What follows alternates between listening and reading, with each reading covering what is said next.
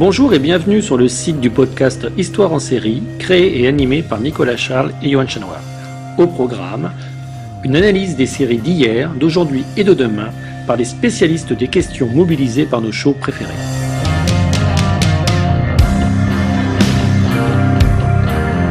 Histoire en série, c'est le podcast qui met en relation histoire, sciences humaines et séries.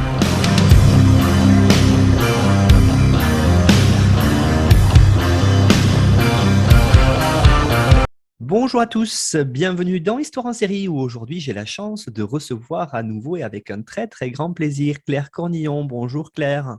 Bonjour.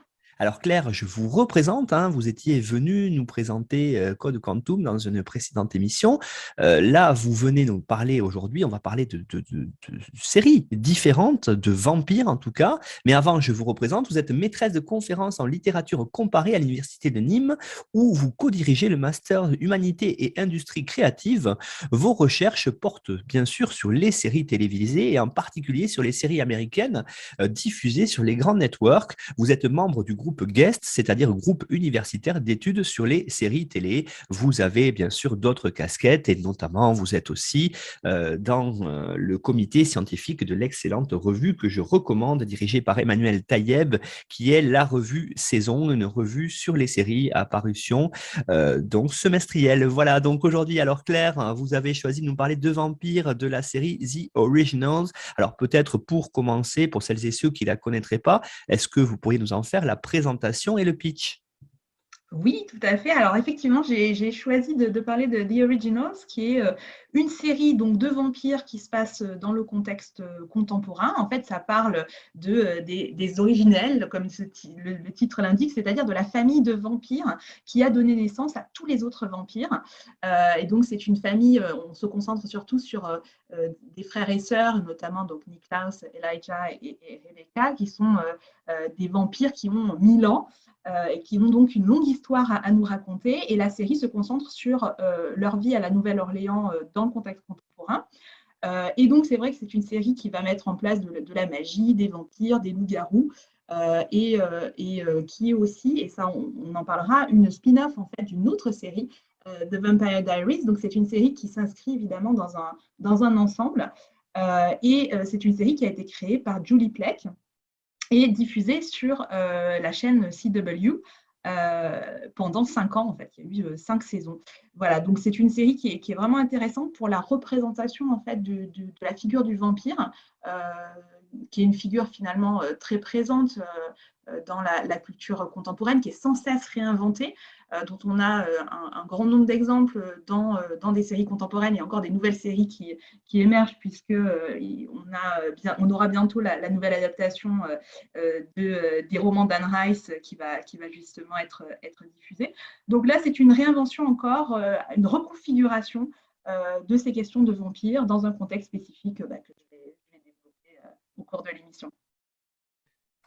Cette série, justement, The Originals, se passe dans le sud des États-Unis. On avait déjà évoqué avec Maureen Nathalie la série True Blood qui se déroulait aussi dans ce contexte-là. Ici, on est à la Nouvelle-Orléans. Alors, la Nouvelle-Orléans, c'est peut-être pas le choix de la ville, n'est pas par hasard par rapport à tout ce qu'il y a autour des mythes, autour du carnaval notamment, mais aussi de tout ce qui est la mythologie, j'allais dire cajun notamment, où effectivement les morts vivants, ce sont des choses qui sont très, très prégnantes dans ce sud des États-Unis. Oui, alors tout à fait. Donc c'est vrai que le contexte de la Nouvelle-Orléans est très spécifique à The Originals, d'autant que justement ce n'est pas le lieu où se passe la série mère en fait de The Originals, The Vampire Diaries. Puisque du coup, c'est vraiment quelque chose qui est spécifique à cette série-là, parce que je le disais, donc The Vampire Diaries, qui avait été créé par Kevin Williamson et Julie Plec, qui, elle, compte 9 saisons, de 2009 à 2017, également sur CW, et qui a d'ailleurs été elle-même une adaptation d'une série de romans de L.J. Smith. Et en fait, à partir de la saison 2, apparaît dans The Vampire Diaries la fameuse famille de vampires qui va être au centre de The Originals, la famille Michael Shan. Et cette famille va avoir un tel succès auprès des fans que l'idée d'une spin-off apparaît. Et donc, Julie Plec va créer en 2013 The Originals. Et en fait, c'est intéressant aussi parce que la saga, on va dire, ne s'arrête pas là, puisqu'il y a également une troisième série qui va naître un peu plus tard sur CW, en 2018, et qui va prendre la suite en fait, de l'histoire après Vampire Diaries et après The Originals. Donc, on a vraiment un vaste corpus avec des crossovers et des circulations de personnages d'une série à l'autre.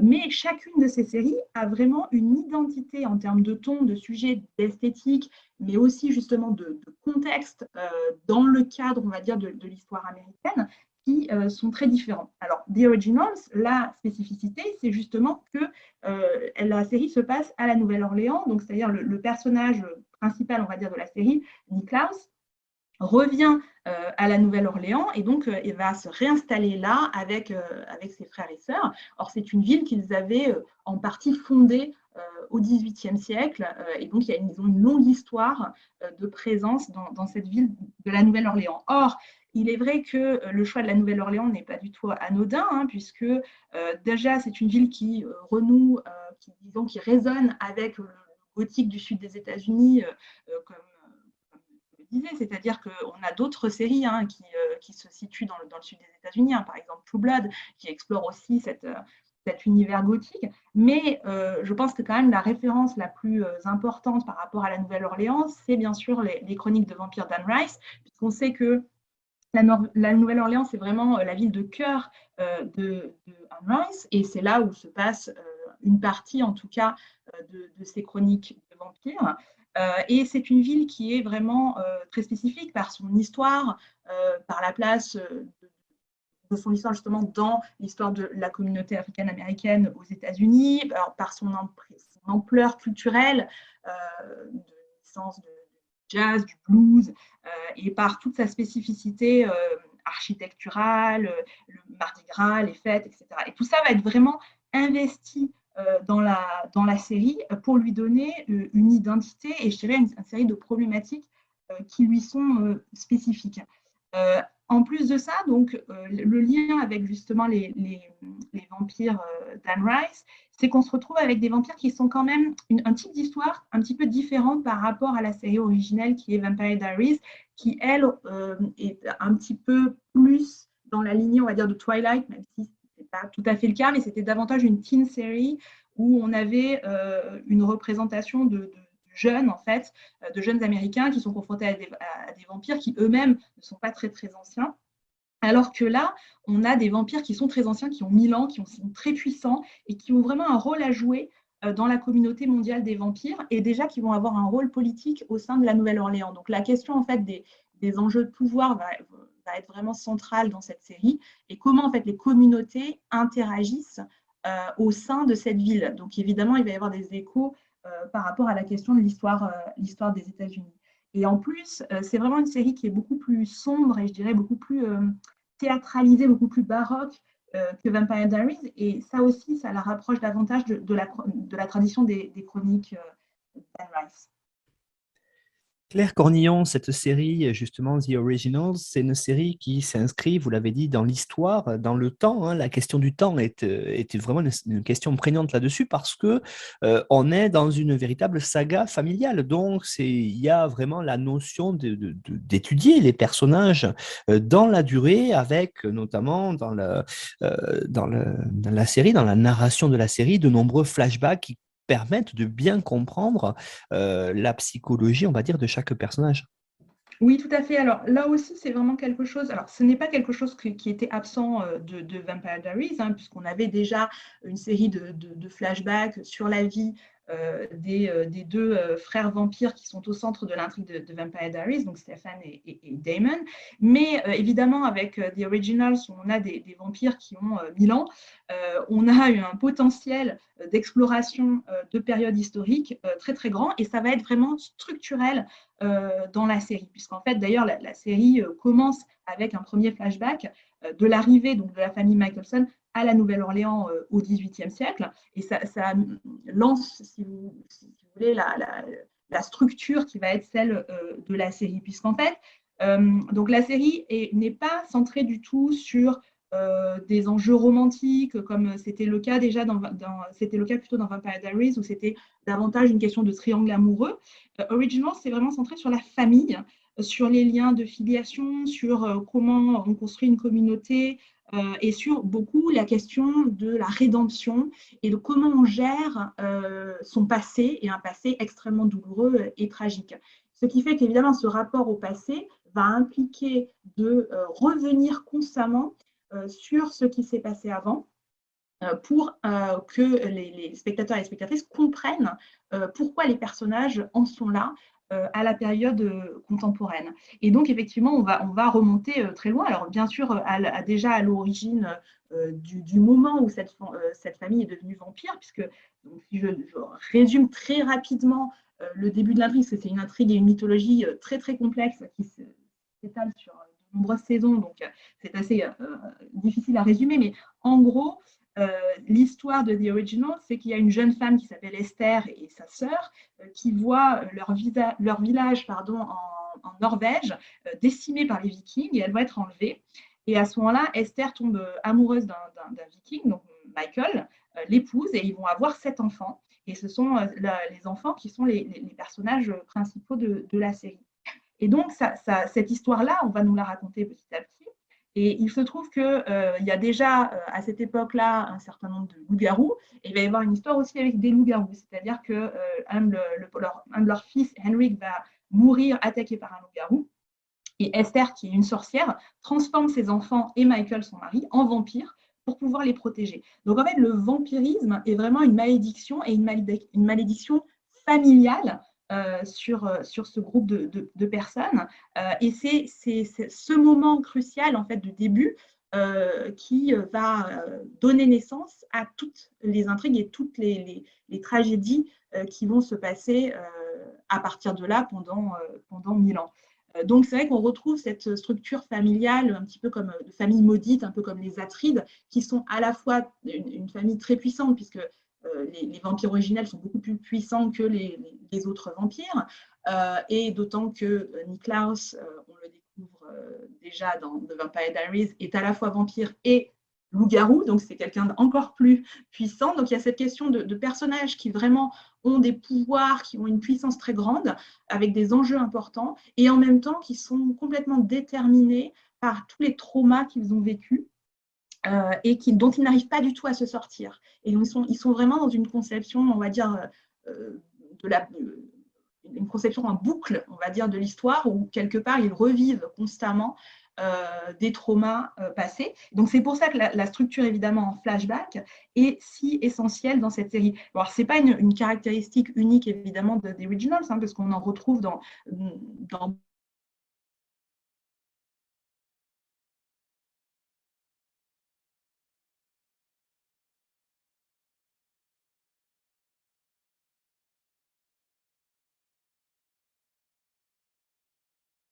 une certaine époque de la vie de Duncan MacLeod. Là, c'est ce qui se passe dans The Originals, mais à un niveau, je dirais, davantage de la saison plutôt qu'au niveau de l'épisode. C'est-à-dire que chaque saison va explorer une époque de leur vie pour ajouter une couche d'information, et je dirais une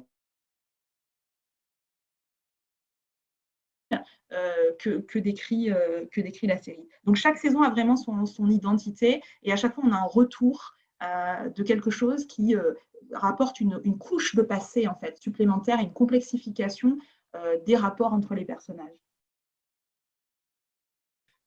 Claire Cornillon, cette complexification justement des rapports entre les personnages, vous avez indiqué quand vous avez préparé l'émission que ça vous faisait penser à vraiment une certaine théâtralité de la série. Vous avez même évoqué le mot shakespearien. Alors, est-ce que vous pourriez justement développer ces aspects-là?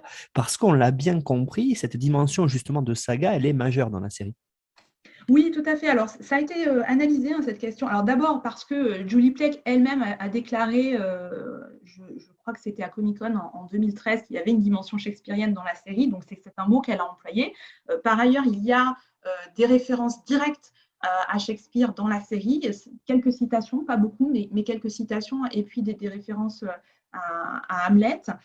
Il faut voir que ce sont des personnages qui sont, là aussi on retrouve l'influence d'Anne Rice, hein, qui lisent de la poésie, qui sont très imprégnés de la question de l'art, puisque Niklaus est un peintre, Elijah est musicien, et puis on les voit souvent effectivement lire.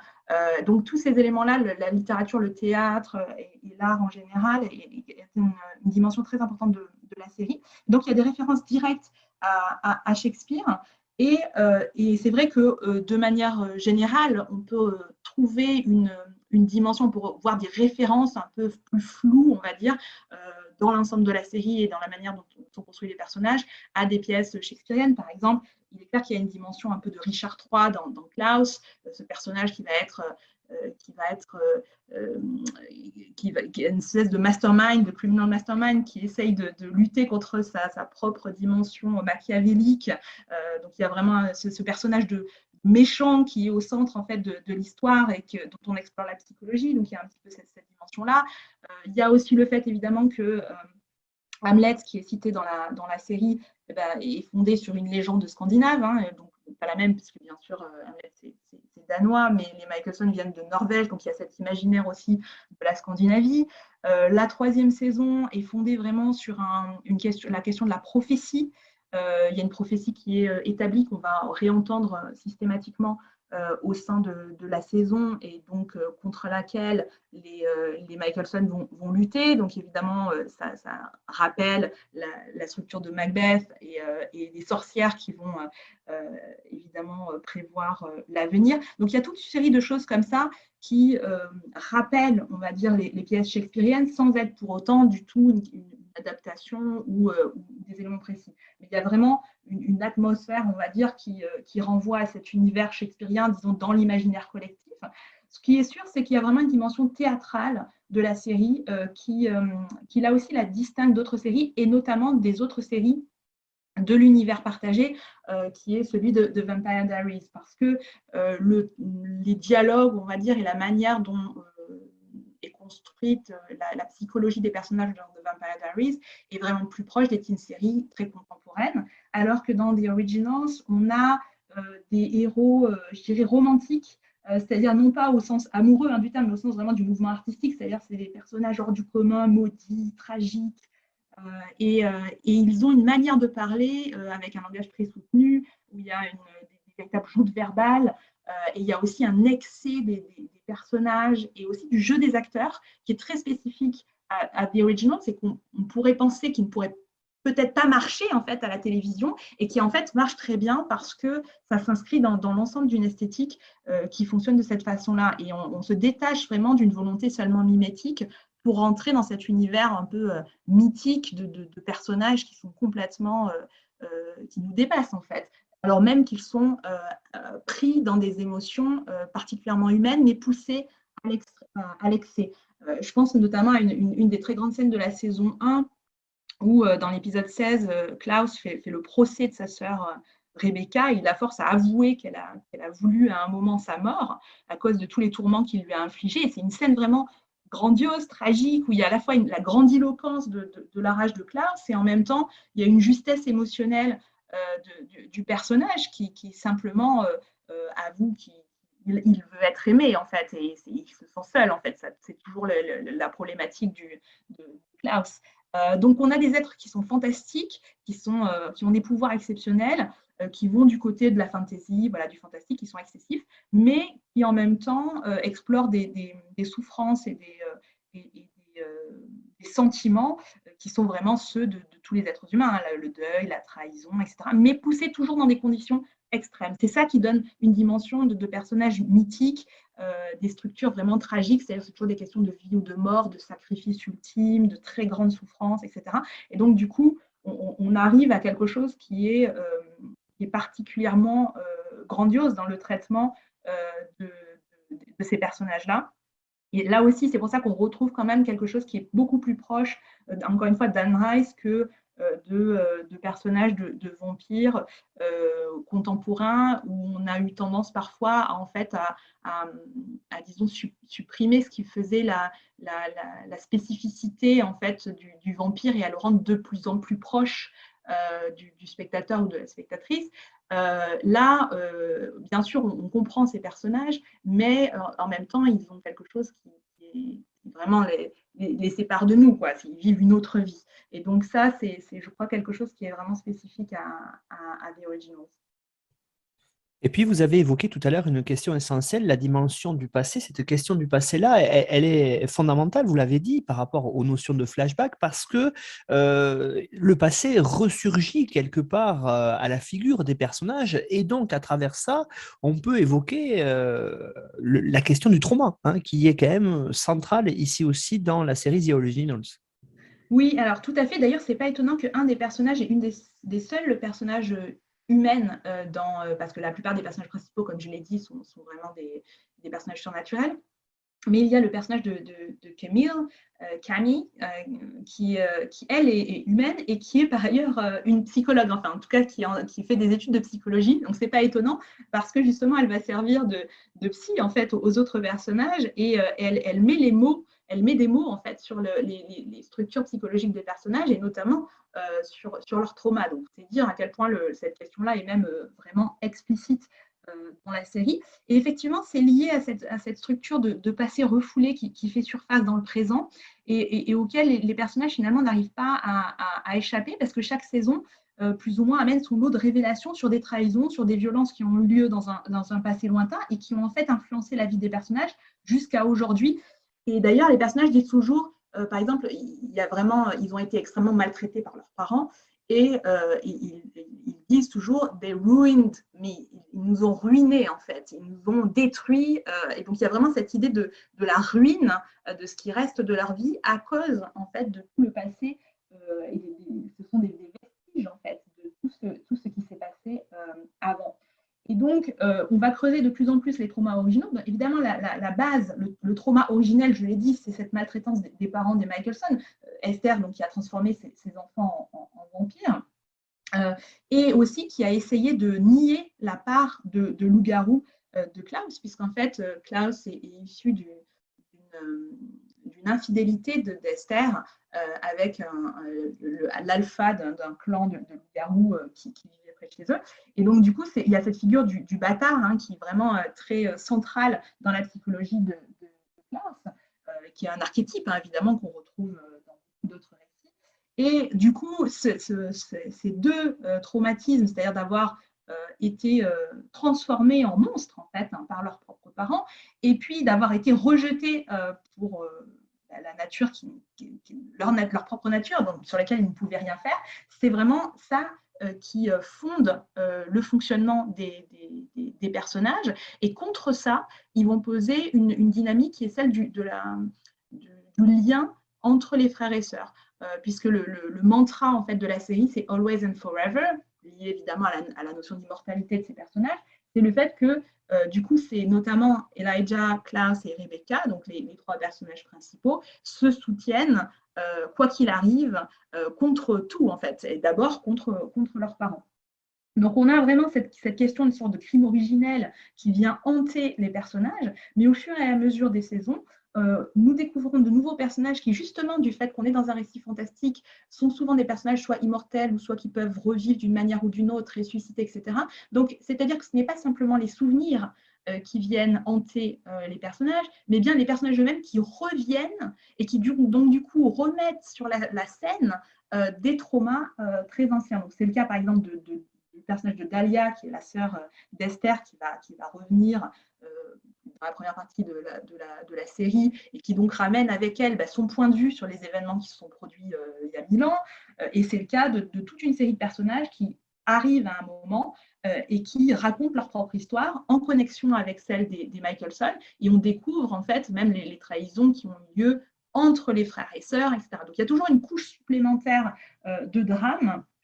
Et les personnages sont vraiment façonnés par ces erreurs du passé.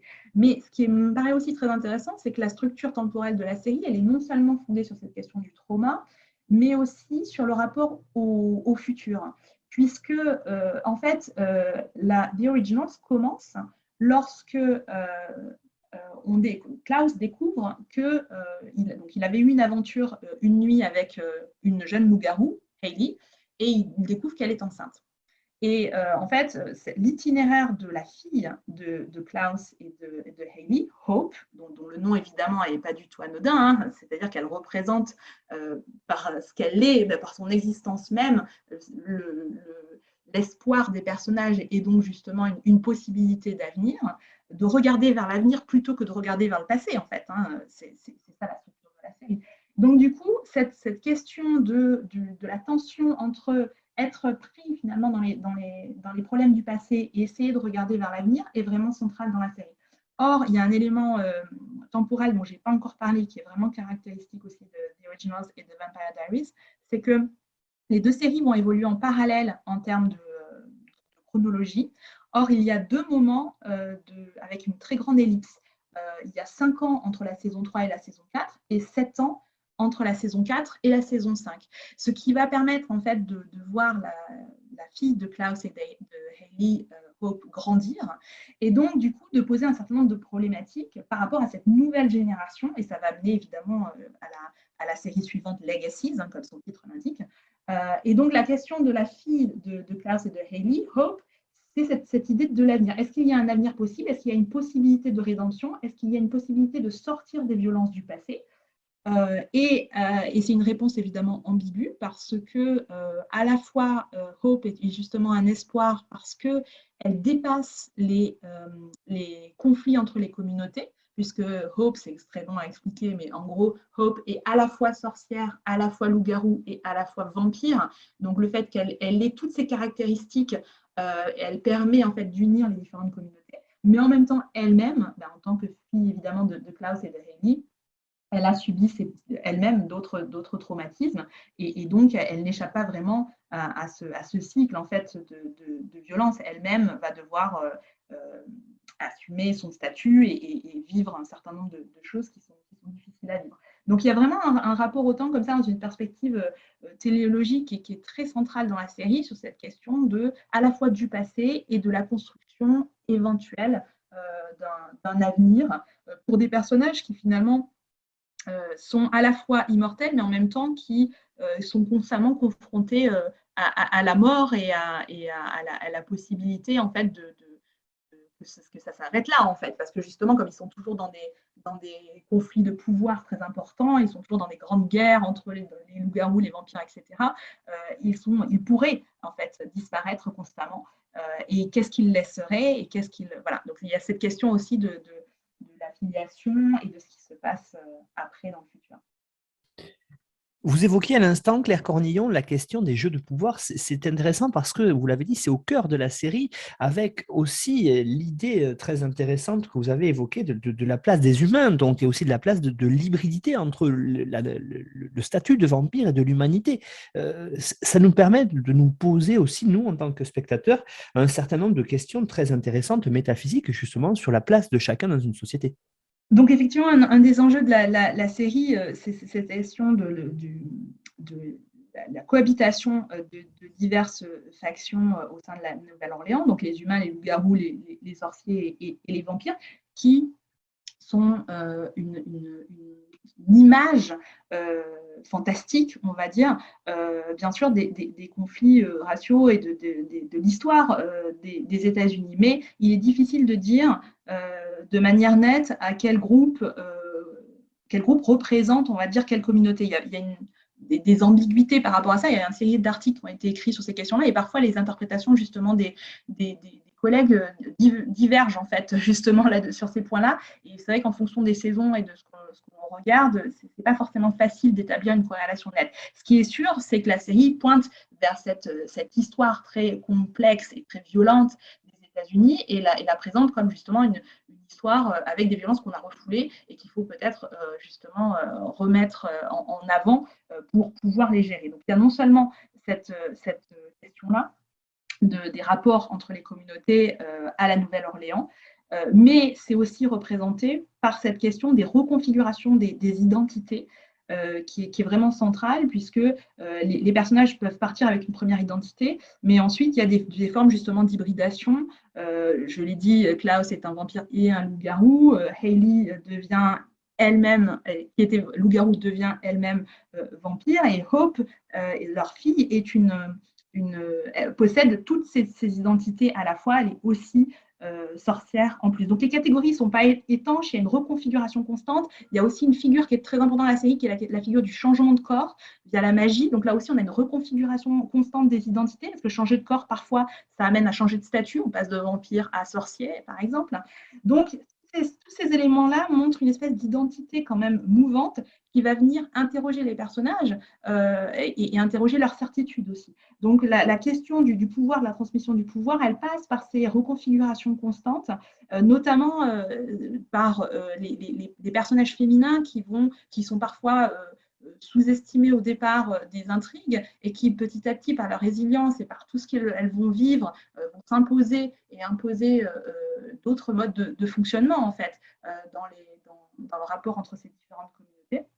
Donc cette question vraiment de l'hybridité, elle est centrale et elle s'inscrit à la fois sur le fonctionnement, on va dire, du fantastique, sur la question de la psychologie des personnages et sur vraiment des questions plus métaphysiques, mais aussi sur des questions politiques. Et il est clair que le discours de la série va vers on va dire une fluidité des identités et puis surtout vers quelque chose qui va les identités qui se mêlent en fait, puisque l'issue de la série, c'est quand même Hope justement qui vient être qui incarne l'héritage en fait de l'ensemble de cette histoire.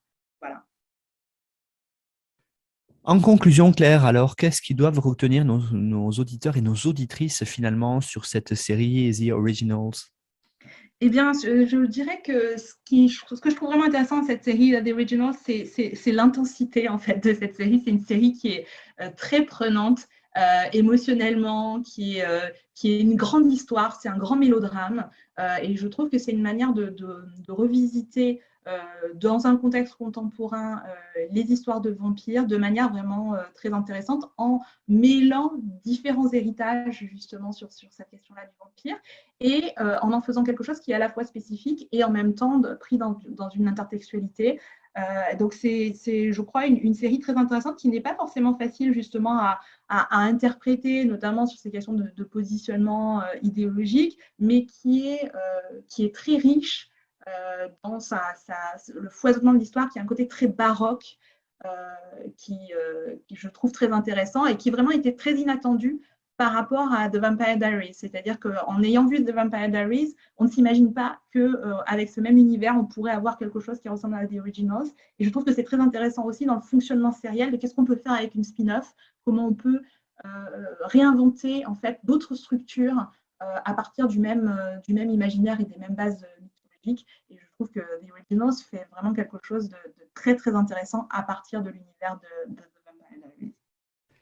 Une série, dans tous les cas, Claire, qu'on aura eu le plaisir de découvrir aujourd'hui avec vous, The Originals. On vous la recommande et puis bien sûr, on vous recommande d'aller sur notre site internet histoireensérie.com si vous voulez avoir plus d'informations sur cette série.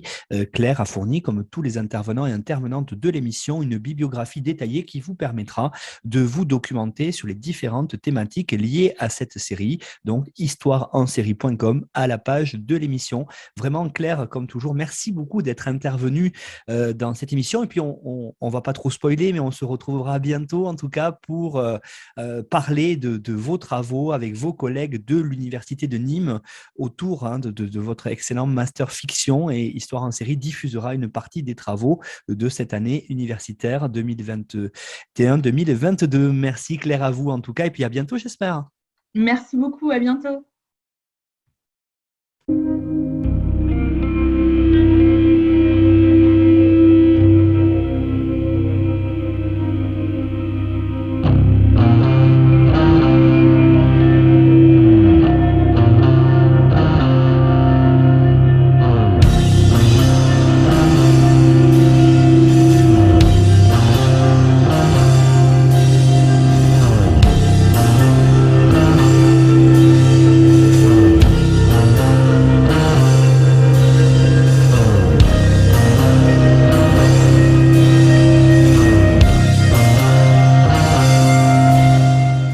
Retrouvez-nous sur Twitter @Histoire en série pour connaître le programme à venir ainsi que des conseils bibliographiques.